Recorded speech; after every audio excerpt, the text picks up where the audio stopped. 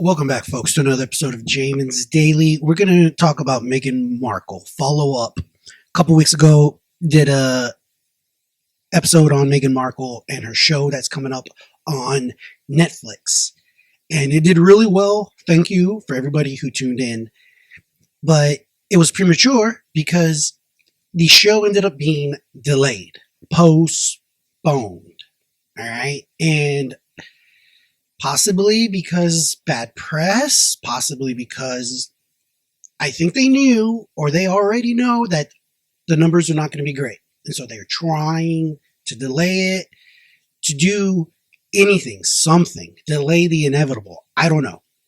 But Meghan Markle is back in the news because she's trying to create a brand. She doesn't have a product. The brand, she's the product, the brand is her. And I guess Harry. And the brand is her, Harry, her children, her aura of being a princess, and I guess, and just being likable.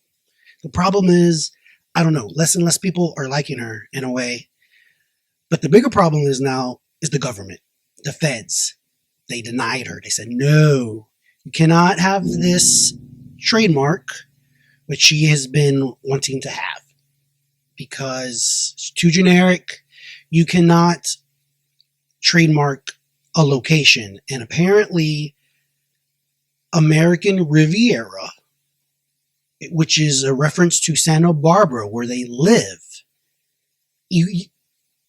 her brand was going to be American Riviera Orchard.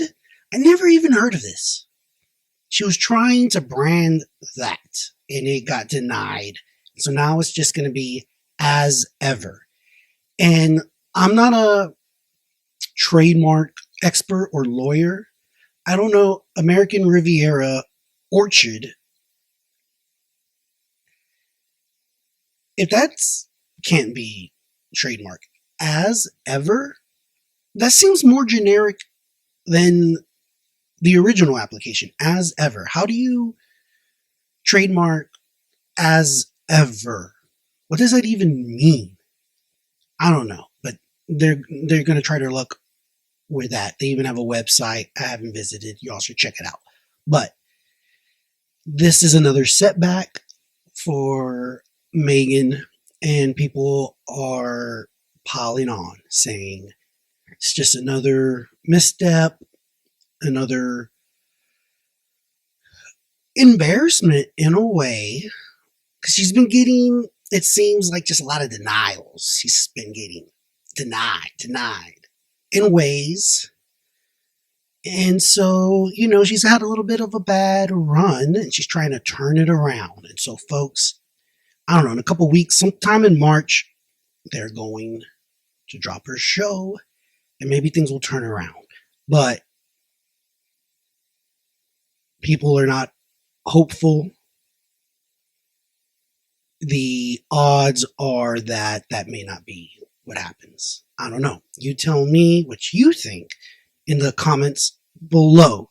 So they start in the article here that we're looking at, they start to say, well, changing your name isn't the worst thing, right?